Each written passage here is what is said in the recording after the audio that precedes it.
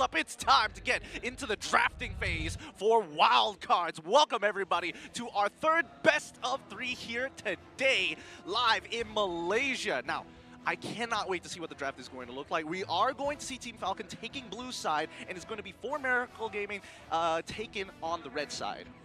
All right, starting things off, we're already seeing the Bruno ban on the side of FALCONS and the FARAMIS ban on the side of 4MERICAL. This is something, Yasu, you already pointed out earlier. Goodnight plays a mean FARAMIS. Kinda pointed out. We have to make sure that no responsibility is taken. Might be a bit soon, but let's see how many of these shots are going to be on target, with Baxia being the follow-up coming in from Falcon's side. What I'm seeing here is a lot of like early game momentum seekers from this that Falcon just don't want to deal with. Let's keep a nice pace game.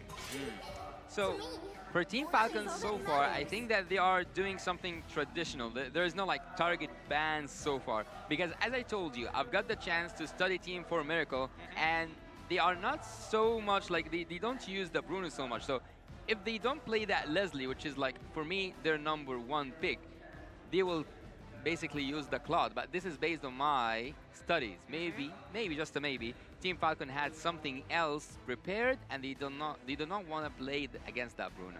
To be fair, the track history for them looks good on these heroes, but that could have changed. Like internal scrims amongst these teams could have changed things up a little. What also matters very heavily is going to be the dynamics between these two teams. Now, what I pointed out earlier was I thought that 4MERICAL had the better chance going into this matchup specifically because of the rock, paper, scissors situation happening between the teams. Let me elaborate a little bit more on that. I've already mentioned 4MERICAL, very aggressive. This is a team that almost doesn't care about objectives and just goes for fights. Obviously, with Amox, that could be different, but that's the information we have right now. Okay. In comparison, FALCONS is a more calculated team. They play a little bit slower, they focus on objectives, and oftentimes will not very aggressively push into the map. And I think that these bans on like Bruno, Baxia are making sure that 4MERICAL doesn't have that early roam pressure. I see. So you're telling me that 4MERICAL is more like scissors to Falcon's potential paper? Yes. Okay, that kind of gives us a rough idea of what to expect, right? Now, in terms of first pick, we're immediately seeing, hey, Leo, you want to play one of these heroes that have been recently nerfed but still can be very, very dangerous in the jungle? He went, sure, take it, give it to me. So they gave him one of these weapons that actually we haven't seen Nolan today, right? Nope. We haven't seen Nolan. At sometimes actually he wasn't even banned, and it wasn't picked because the like the teams before Falcon's team and 4MERICAL, they didn't prioritize that Nolan. And actually, I've asked you that question backstage before we even start, and I cannot recall the exact answer. What was your answer? Why Nolan wasn't picked or banned during the last games? Well, I think a lot of it comes down to the fact that he was nerfed. It's harder to one-shot people, forcing you to be a little bit more precise. And honestly, to escape from a Nolan can be a little bit easier if you have mobility options. If you have completely no mobility, then it could be dangerous. But I'm seeing Yuzong, I'm seeing the Beatrix as well, like some combo setups being put into place. And a slightly different approach to the draft than we've seen of 4MERICAL during their finals that qualified them to the wildcard stage. Like Yasu mentioned, they usually prioritize heroes like the Leslie and the Claude for the gold lane, indicating they want to go for that late game scaling. Beatrix definitely still somewhat falls into that category, but is different than what we've seen from Yahiko before. So I wonder if this is a response to the Nolan. Possibly a response. I mean, I think that especially when you look at Beatrix's, it depends on what you build around her, right? She's kind of like, yeah, she's independent by herself, even if the draft doesn't necessarily fit her, but she can make it work, right? It's not the worst of both worlds. It's kind of the best and the worst, depending on whether or not we see Falcon go for a full dive comp. We're not sure just yet. Brody is telling me, I want to win lane. I see the Valentina, normal flex pick, fill in the holes. Well, for me, I think that one of the most like strengths that 4MERICAL have right now is that Beatrix, because if things went south, if things didn't went towards 4MERICAL's way, they can pull it back to a good defense. Because Beatrix offers that really good and wide clearance, either with the what was it? The Bennett's Rage, or maybe the Nibiru's Passion. Yeah, great high ground defenses, especially once you're at the inhibitor towers. And I think at the end of it, Yasu's right, because they don't have that mid lane just yet. At least they're saying, if it does go to 12 minutes, I can clear waves. Yeah, that's what That's basically what I want to say. They have that defense, and also they have some really good engagement heroes. But at this moment, I think after securing the Yuzong and after securing the XP battle, they will keep focusing on that second phase of drafting around the XP lane. So already we see that there's an Arlet. I expect to see another ban in terms of the XP. But for Team Falcons, actually they are going for the target ban on Clock, and one of his best picks is actually Kufra. So Falcons have done their homework, but what is his second? And let me now expose his second best pick. It's Lolita. It's Lolita? Yeah. That will be so... I cannot wait. I cannot wait to see the reflecting shield reflect an entire Nibiru's Bastion or something crazy like that. But we'll see in a little bit, right? For all we know, in all intents and purposes, we could be wrong here. The Joy is the follow-up ban coming in from FALCONS. You have any predictions for Falcons' last ban? I'm kind of wondering if Phoveus as a hero needs to be respected somewhat, because it's quite often banned out when you're playing a hero like the Nolan, just to make sure that you're able to roam around more comfortably. Obviously, EXP lane's already gone. It could be flexed to mid, but doesn't quite feel comfortable for Miracle, so we'll see whether they go for that or continue focusing on the Clock's hero pool. I like the direction you're going in. My only problem is that it also kind of bleeds into the support, because the support technically needs to help out Phoveus to clear out these waves to match timings if mid decides to move first with their roamer support. I see the Angela get banned out, very smart ban coming in from the side of Falcon, take away their global presence, and Novaria instantly gets locked in. Well, there's a really good pick that I didn't quite mention. Good Night is a really good Valentina player. I don't know if I missed saying that or I'm noticing a trend here. Yeah.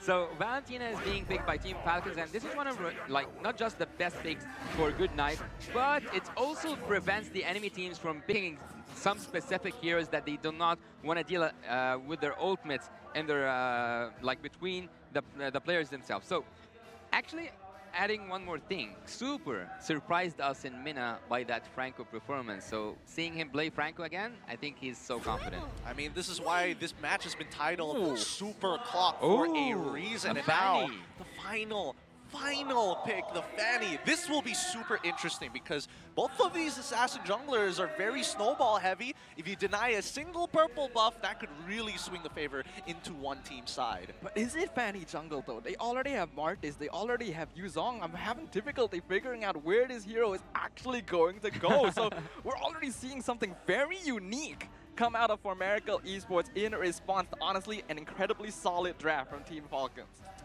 Looking at it, let's sum it up here, Yasu. What do both teams want to do? Well, for Team Falcon, they actually want to take that team fight sometime with the penalty zone, but for Team FALCONS, they want to depend on Fanny in terms of the early game, but if it went south, if it went for late game, we have Beatrix. I see. It's time. Take us into the Land of Dawn. It's going to be game one between Team Falcons and FALCONS Esports. Will the Falcons be able to soar through the skies, or will their opponents bring them down to the ground? The Land of Dawn shall bear witness. It's going to be Falcons on blue side up against 4MERICAL on the red side. But there is something really strange happening. Are man seeing a Martis tank? Martis tank? I mean, it looks like he goes into the mid lane because Clock himself is showing up as a support down by gold side. What happened? Look, it's a weird time to be alive, but let's see whether this works, because I think the distribution of gold and impact in this game is going to be a little bit more interesting for FALCONS. Let's see whether Amox has refined it to make it a working machine. My big question here is, we knew Amox was going to change some things to FALCONS, but I was not expecting this. Yahiko was the gold laner. Clock is playing mid. I don't even remember where Lunatic Panda was previously. Yeah, Yahiko is the jungler? Yeah, Yahiko is playing Fanny jungle, despite being known for the Leslie Claude gold lane. It could be a hero pool sort of thing, but let's see.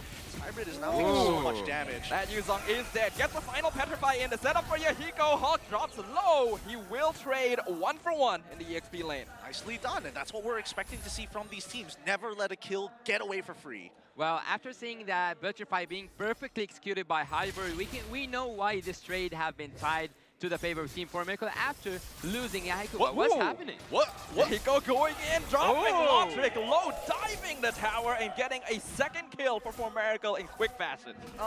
If I remember correctly, Staffa did mention that FALCONS really likes to be aggressive. Yahiko, he was like, no purple buff, no problem. I'll make it happen. Did you not mention it, or did you not intend to mention it? Look, conspiracy theories shall be kept for later on. For now, the turtle comes up, and Martis, he's nearby.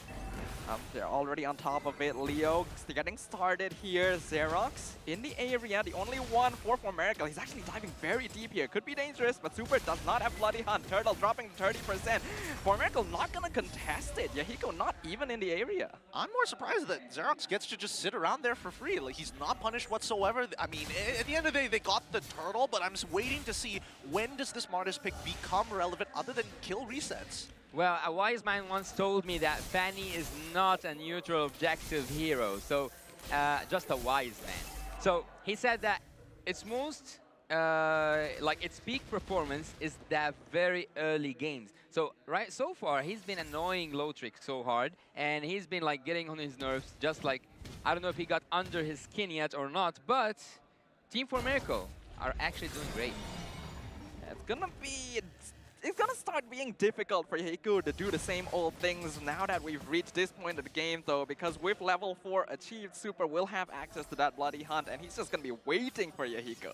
Yeah, we can see that Leo is waiting in by Tribush right now, and this is where it gets even more dangerous, right? Having that level lead. Yahiko jumps in, he's aiming for Lotric, but gets stunned down. Super actually gets picked off under the tower. Lunatic Panda as well traded. That's gonna be a roamer for the gold lane in favor of FALCONS. Holy cow, that's 3 battle spells already for 1.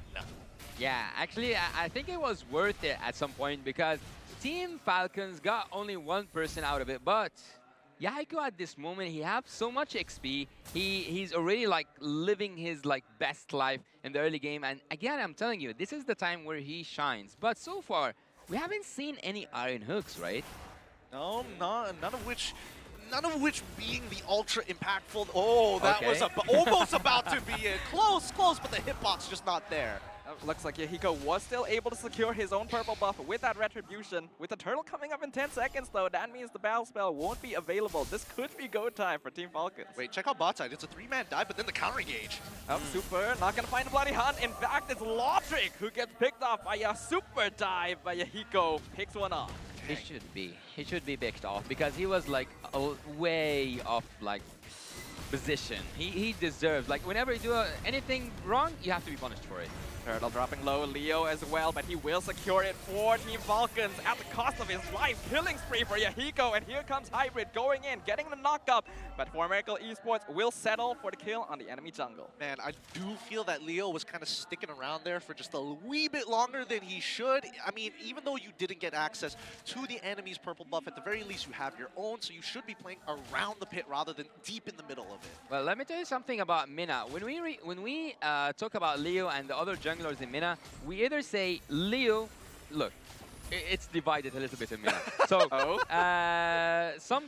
some might say that, oh, some people are good in taking objectives, and the others are, yeah, this guy is really good at taking objectives or focusing on the rotation.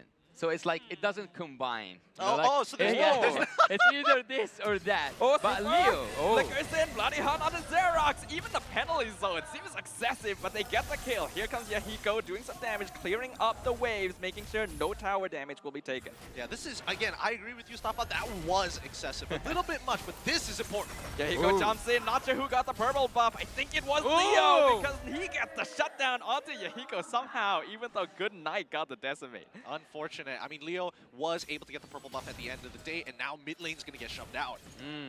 Good night, Yahiko, to be honest. Good night, Yahiko. Brady misses the knockup, and that means Team FALCONS gets to just walk away for free. Oh, no. After Yahiko dying, Hybrid misses an almost point blank. He overthought the situation. Hulk penalty zone actually under the tower. He wants to take it, but he's setting up for Leo. Hybrid popped the Black Dragon form, forced to use it to escape. Has to trade his tier 1. Well, he said, like, I'm not doing that good into the Land of Dawn. Maybe I can, like, take a detour, go outside the Land of Dawn, and then come back again. Maybe it will, like, reset something. So You said that he missed some of these second skills and he missed some of these petrifies, and this is something that shouldn't be like let to slide by Team Falcon. So far it's almost an equal match, but there is something really important for everyone who uses Fanny, which is the blue buff, and the blue buff is now under the control of Team Falcons. I wonder, will they go again for another steal, or will they leave Fanny be? No, they're definitely going to at least try and contest it, even if you're not taking the purple buff at that point in time. But you get 2 kills out of it, it's still a very big win for Team Falcons. They've got that 3K lead now, 2.9, but still they might want to double it sometime soon. And it looks like they're doing so. Contesting purple, stealing it away. Leo secures it once again. Looks like Yahiko gonna try and trade some structures instead, since he knows he probably cannot contest objectives right now. Very good idea indeed. And this mid-tier 1, oh, hold on. Super finds hybrid. Bloody Hunt into the Iron Hook, but Xerax pushes away the members of Team Falcon. The Petrify knockup gonna land onto Super as he flickers out of the Bennett's rage. No casualties on either team. It is actually so messy. What is going on? Team 4MERICAL, at some point I thought they will start a team fight after seeing that Black Dragon fly in the Land of Dawn, but they didn't engage. They didn't, like, it wasn't even a disengage. There was a potential fight, but then a super fast withdrawal. So at the bot lane, it was almost a kill. And so far, I think that Team Falcons are having the upper hand. Astral Echo comes out, Lotric dropping low, torn apart memory, not going to be able to finish off Xerax. Clock staying a long time despite his low health, but will finally recall. As of right now, Falcons doing a great job of holding on to their lead. Well, getting back to the point I was saying that Mina doesn't combine between like objectives and rotation at the same time in terms of jungler. So, what's happening? Yahiko messes up, doesn't get the cable he needs, gets picked off by Leo, 1v1. Lunatic Panda forced to flicker as well. The pressure from the Mena team continues. And that's what I'm talking about. Leo, again, I want to really finish this like topic. Leo, when he's performing good, he combines the both. Bloody Hunt once again into the 2-man penalty zone. Xerax gonna get picked off by Lotric. Finally getting that vengeance right here. And 4MERICAL Esports forced to back off. Man, they are not letting go of any of these baits. Someone dangles a piece of meat in front of them, they're taking it no matter what. Even if they gotta force your hand to do so. But just great control over the purple buff from the side of Team Falcons. It's forcing Yahiko to really consider his options in terms of pathing. Yeah, he's now having a rough time. And actually, I want to say congratulations to myself, because I cannot believe that I finished my point. It was like taking forever until I said it. Yeah, understandable. I mean, they're not giving up just yet. This is a very clean and easy take for the side of Team Falcons for this Lord with a 6.4k lead. 9 minutes into the game, we are seeing some devastation start to happen. 2-level lead for Leo so far. Hybrid could be out of position here. He's actually getting slowly pincered by Falcon. Actually not going to invest too deep into it. The Bloody Hunt very early on. Lotric gonna start doing some damage to Yuzong. Will he have enough stacks of the torn apart memory? No, out of range. So the dragon flies out. Yeah, out of range, out of service. He cannot find that Black Dragon because, again, he's outside of the Land of Dawn. He uses, like, the only thing that... Ooh, is that Iron Hook? Like, what? I didn't know actually what to expect. I was about to say Yahiko in the gold lane, but then I remember this guy plays Fanny, and then Lunaticon's on the gold lane. And not just that, we have a Martis as the rumor. So everything is quite new, and I think this is what we should expect from an international event. Well, I mean, that's one thing. Definitely, I would expect something like this, to look something like this at an international, but the aggression from 4MERICAL, like, they are not backing down from Team Falcons despite the 8k lead. Pressure building up, the Lord crashing in. Leo nearly takes our clock in an instant, but he's able to flicker to safety. 4MERICAL Esports forced to play defensively, housekeeping the lanes to make sure their inhibitors stay healthy. All right, we got 95 more seconds until the next Lord starts to spawn. No inhibitors have fallen just yet, but Team Falcons pretty much controlled at least 80% of the map at this point. No purple buff access for specifically Yahiko, and the way the early game went really started to bleed into the other lanes, like Lunatic's Panda, for an example. He was doing fine, and then it goes downhill as soon as that mid-tier 1 falls. What actually is really interesting about what's happening right now, and talking a little bit like with the number language. So we have 8k gold lead for Team Falcons, and that means that they are getting the best use out of every team fight. So after every team fight, you are either required to take an objective, like go for a Lord, a Turtle, even maybe a turret, or like a trade on the other side. Team Falcons so far are doing that, and I think this shows that Leo's experience has been passed to the players. Okay, okay. Oh, Bloody Hunt gonna find Yahiko. They were just waiting for him in that bush. 100%. That was all Leo. Leo was like, hide in this bush. He's going to come there. He popped up, and they're like, all right, he's right. He's a split bush expert. He is a split push expert. Now, as they continue to these fights, right, 27 more seconds until this Lord spawns, I'm looking for a situation where 4MERICAL might be able to turn this around on Team Falcon. Unless... they're not going to... Oh! No! Iron Hook finds Clock in the back line, pulls him into the arms of Hulk, who gets the kill. 4MERICAL Esports cannot save their mid laner, forced to back off. Ah, man, tick-tock, tick-tock, and Clock is running out of time. And speaking of time, we will have some time to discuss what just happened with a really fast technical balls to assure that the player have the best experience possible for the game, and also the viewers have the same thing.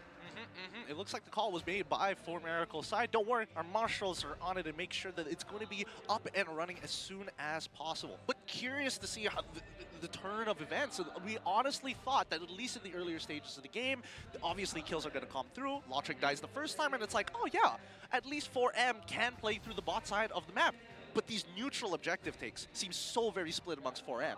Yeah, I'm a little worried that this switch of roles may be affecting them somewhat in terms of the rotations, because the aggression is still there somewhat, but it's a different playstyle than what I've researched from this team based on their performance previously. We do have some information, though, that apparently Yahiko is a very high-ranked Fanny player in the Nepal server, so this is apparently a pocket strat.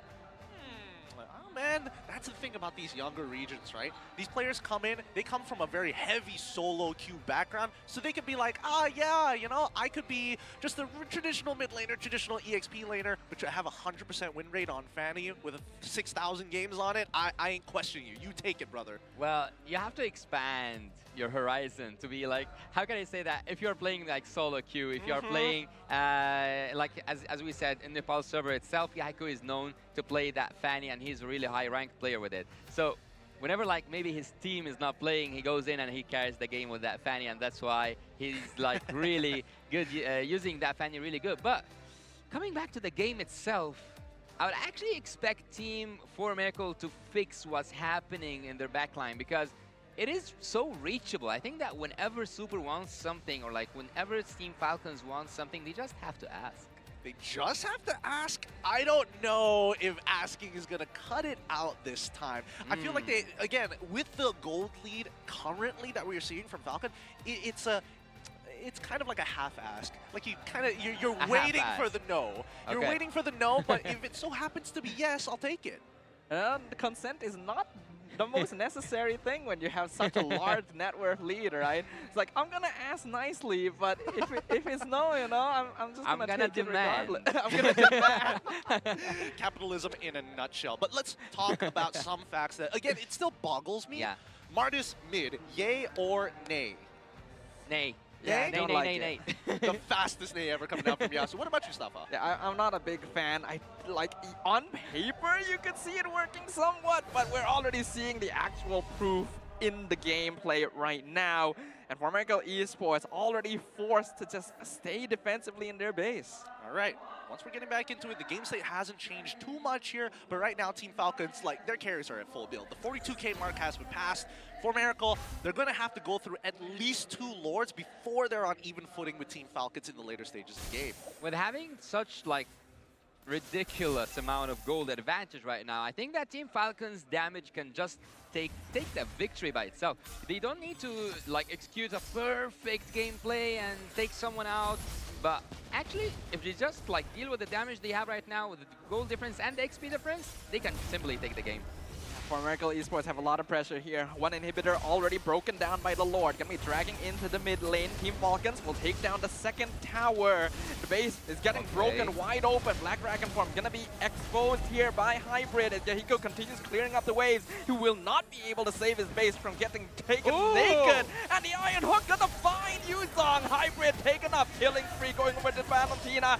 Backline gonna get jumped on, but it's gonna be an absolute mess here in the base of 4MERICAL Esports. Team Falcons realize realizing they've stayed a little bit too long. Hulk, the only one left in the base, going to be sacrificed in order for Leo and Lotric to get out with their lives intact. Oh man, they underestimated Lunatic Panda. They're like, we got 10k. There's no way. The only person who has been farming hard has been 4MERICAL, to be fair. He has been doing great in the laning stages. Yeah. Once he got out of the laning stage, maybe not so well, but until that point, he's been power farming to get to this level, and it netted them 3 kills. Ooh, Lotric, he's exposed here. Gets a nice corrosive strike though to make sure that Yahoo cannot follow up. Team Falcons needs to regroup. Whenever I see a Fanny regenerating her, let's say, energy and defending the base, one player in particular comes to mind. I think that player name starts with the word Kyrie. It's a word. It's not a letter anymore. It's a whole word in the Oxford Dictionary at this point. Let's see whether M5 is going to make that result happen, and I'll be curious to check out the next edition. But in the meantime, right, at least from the way that I see it, Yahiko, I feel like he's starting to become a little nervous in these later stages. There was a very good opportunity for him in that Lord push to actually go out into one of the empty lanes and actually block the wave and save maybe one inhibitor. I think he was just wary about the threat of the Bloody Hunt, right? If you fly a little bit too far, you get caught out instantly. 4MERICAL are missing out on a huge source of damage. And to be honest, Team Falcons right now, they are in trouble because whenever you are given the opportunity, I think that this is the moment for Team 4MERICAL to do something and to engage for that Lord. And I think that Yahiko can actually do that some split bushing because they need to loosen a little bit of the stress on the side lane. So far, everything is so quiet. And I think that Team Falcon doesn't want the Lord. They want the team fight around the Lord. I'm suspecting that too as it begins. No, backs off. Really great discipline. Ooh, the penalty zone flicker gonna find Xerox low on HP. Leo will secure the Lord in the meantime, and 4MERICAL Esports will walk out. Really good game sense overall, a good understanding and awareness of where the map is. They can see that the top wave is not being dealt with at the same time. They know that a good majority of the members have not shown up into lane, so it's safe to assume that they're by that Lord pit. Really well played coming in from Team Falcon once they push them out of the jungle. Yeah, look here. You can see that the fan is already like playing. I'm not gonna see semi-tanky, but yeah, I think the last item will be Immortality by any chance. But look at that goal difference between everyone. Look at the Nolan especially, 13.7k, and he's already full build. He's fast, but here comes the Lord. This might be the final push. Oh, Leo instantly executed in the back line, loses immortality, loses his life. The Lord is crashing into the crystal, but a nice catch by Hybrid. Lunatic Panda with a double kill. Memory not going to be able to finish off 4MERICAL as they successfully defend against the Lord. In exchange for Xerox, like Iron Hook on the Lunatic Panda secures the double. Team Falcons, they could be pushing in toward this. Yahiko, I notch him. That's the ultimate he was looking for. He wanted Lotric, but Team Falcons will walk out with 3 players alive. Well, speaking of disrespect, Leo is diving so deep in there when the wave wasn't even close. And more importantly, it's not even just about the wave. It's just get the Lord at the crystal first before you start considering these options. I think that there was a call inside that, like, there was a miscommunication between Team Falcons because he wanted to buy some time for Lotric to find that opening for Lotric to touch the base because the base was one touch away from Lotric or like from any physical attack, like any player actually from Team Falcons could have took that base. But again, 4MERICAL are pulling a really good defense. As I told you, if early game didn't work, we have Beatrix to cover it up. And if Beatrix didn't cover it up, we can go for the split pushing. But the instant replay coming to you by Kadia. We can see right here that Yahiko got that kill and Team Falcons didn't get the best use out of that Lord. Doing really good actually by dealing so much damage by Lotric, but Lotric got punished by the Novari. We didn't we didn't get to see the Novari's snipe, but Novari actually got the immortality of Brody. And that's why you don't question Novarius, right? You just hope they hit their targets. That is true, and right now 4MERICAL Esports is hitting the target of delaying this game until they're able to even up the net worth. Team Falcons, even though they have a massive structural advantage, is having difficulty ending the game here. They're not able to find the angle necessary. Definitely a bit over-aggressive in that previous push. So we'll see whether or not they can adjust, because the longer this goes, the more chance their opponents have to mount a comeback.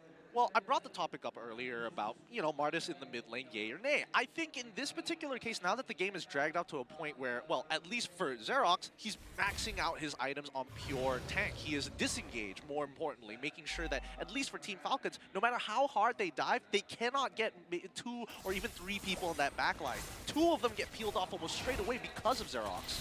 Well, actually, I wonder, was that like a card they wanted to play in later stages, not like in the first match? I think that maybe this could have been saved for a while, like used at when it's not expected the most. And right now, it's just a fast Lord for Leo and for Team Falcons. And I think that this is one of Leo's best plays.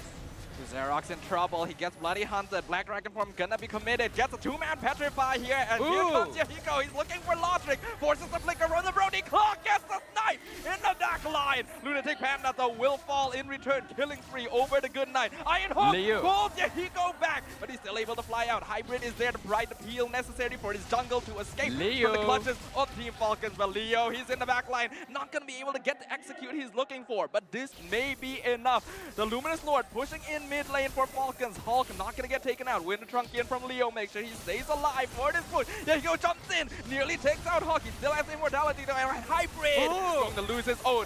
Yahiko doing a lot of damage, flying in and out. He gets caught out, bloody hunt, but he's actually pretty tanky, and there's not enough damage on Team Falcons to finish.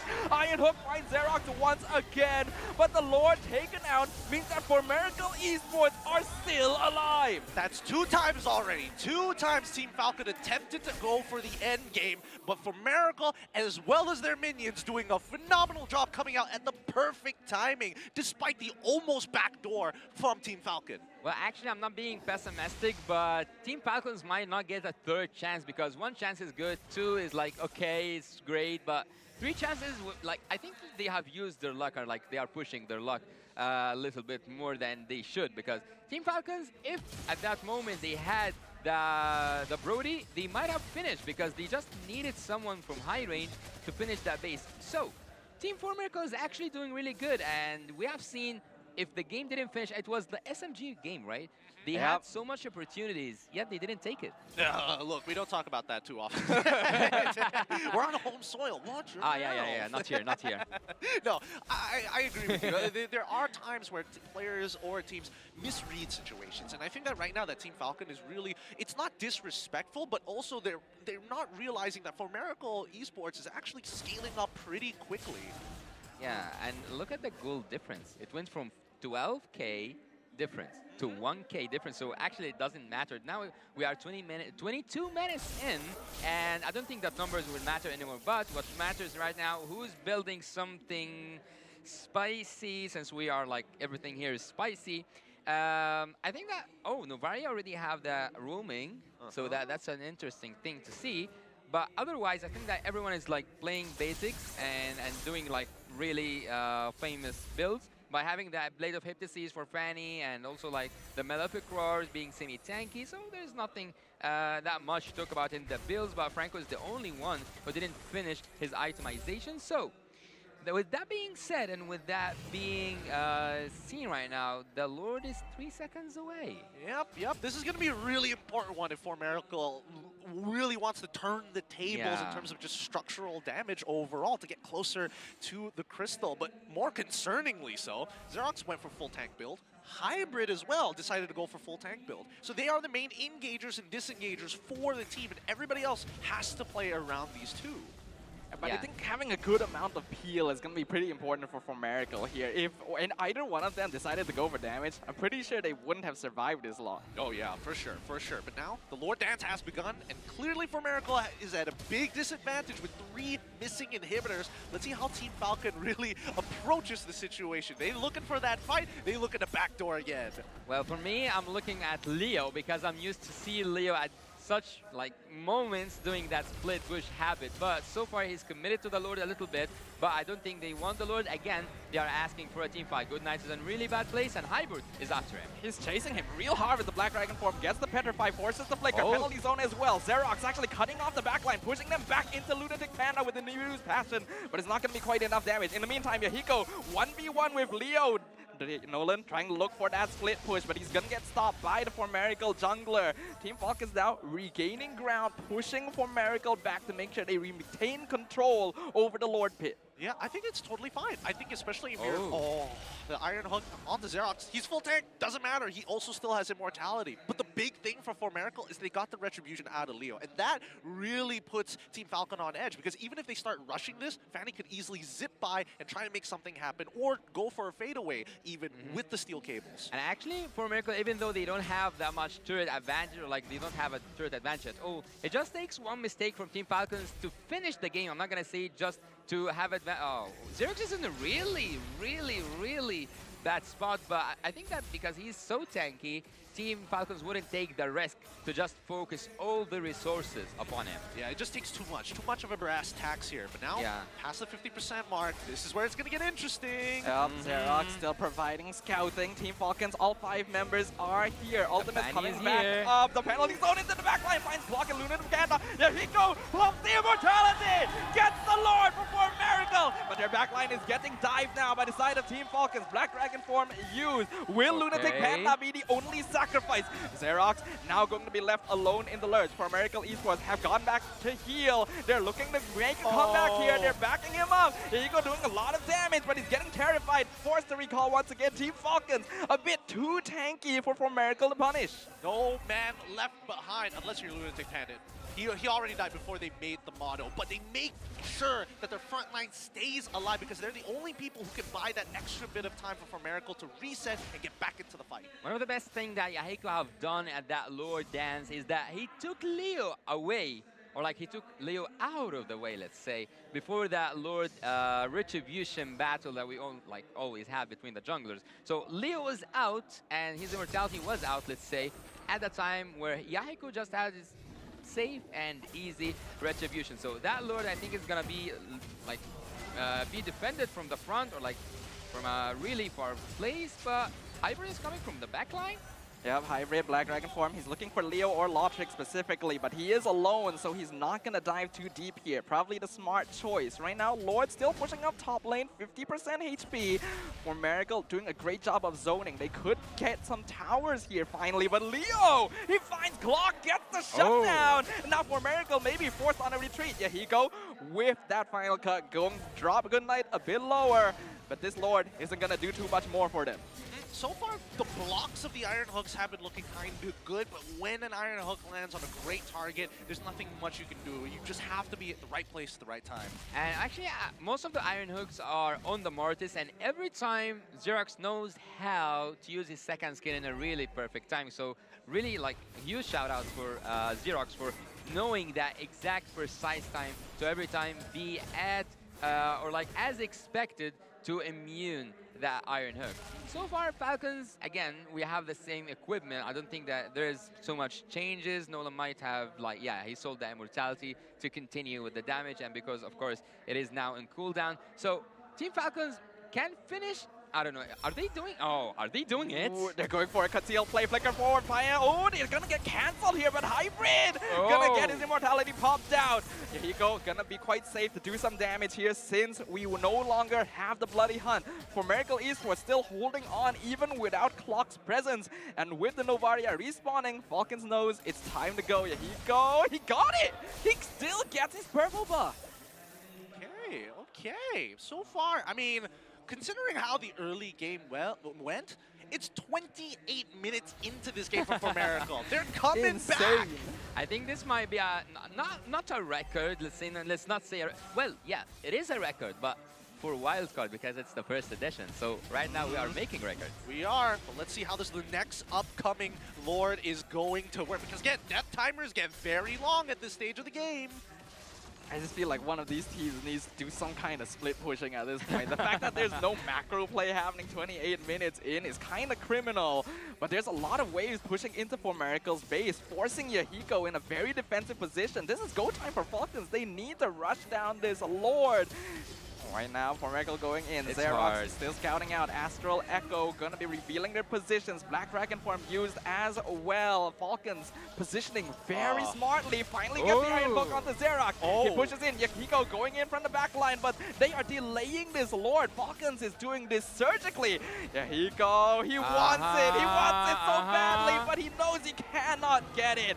FALCONS finally secures the objective after a tense dance. Good spacing coming in from Super to make sure that Yahiko cannot get in on that pit. If he gets in, it's going to be an even bigger problem. Great communication from Team Falcon to make sure that they don't try to rush it down. He's nearby. Let's, maybe look for a pick.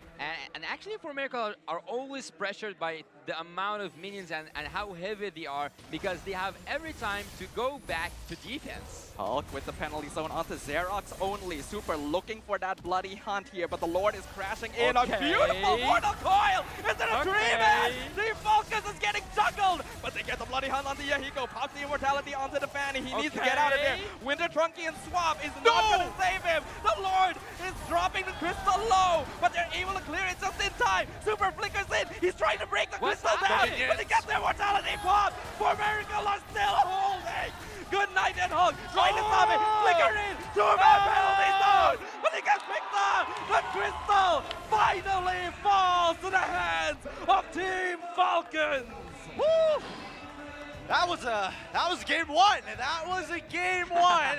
Falcons take it away, but it has been quite the struggle to break that last bit for their opponents all the way from Nepal. What a match that was. Yeah, it was quite a challenge for the Saudi Arabia team, for the MENA team. FALCONS have actually soared beyond their limits. Right now we can see that they need to flow off some steam. Also, the Nepal, the 4MERICAL team needs to also think what was missing. Was it the Mortis? Was it the engage at the end? Was it that? Was it this? This is the these are the questions that they have to answer backstage, and they have to discuss with their coach to come up with a better performance, and actually a better performance than this will actually secure the game.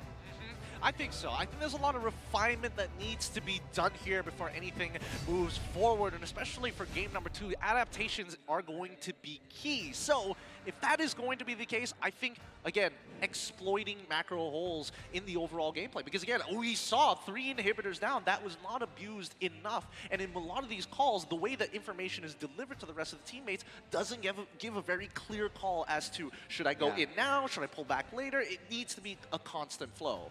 Yeah, in the end, Team FALCONS was able to emerge victorious, but that game lasted way longer than it needed to. FALCONS put up amazing defenses, don't get me wrong, but there were so many options FALCONS could have taken to make sure that they weren't in a position to go for those defenses. There was no threatening of the purple buff in the later half. There was no split pushing despite having map pressure. But what an insane game it was in the end, though. A really insane game. Wow. Adaptations is going to be the key, as I mentioned before. What do you think the adaptation specifically for FALCONS is going to be? Well, they have to do something about that Mortis room thing, because for me it's still a nay. And they did a really good job at defending, and we have mentioned that already from the drafting phase. We know that how much Beatrix can be annoying in the defense phase, and also they have put the responsibility on the Fanny to carry on the early game, which is basically what happens to Fanny users. They have to take care of this early game until, if you have a snowball, if you want to do something special at the late game, it buys you time, it gives you space, and it annoys your enemy, and it loosens some of the pressure that's dealt upon you. Well, out of curiosity, I want to know who the MVP is going to be for this particular match. Let's skew over to it. Of course, Good Night literally putting his opponents to sleep. Good Night was playing a very important role there for the side of Team FALCONS, and that is why he's going to be awarded MVP of the game. 82% kill participation in a game that lasted nearly half an hour is no small feat. I think overall, the way that he played, his positioning, especially the timings of specifically that Winter Trunjet, has been quite game-changing for Team Falcon at the very least. A lot of times people want to jump on this Valentina. At least I don't have to worry about the Terrify. No, he makes sure that he is a constant threat, even into the later stages of the game. He only died once, considering how much action went on.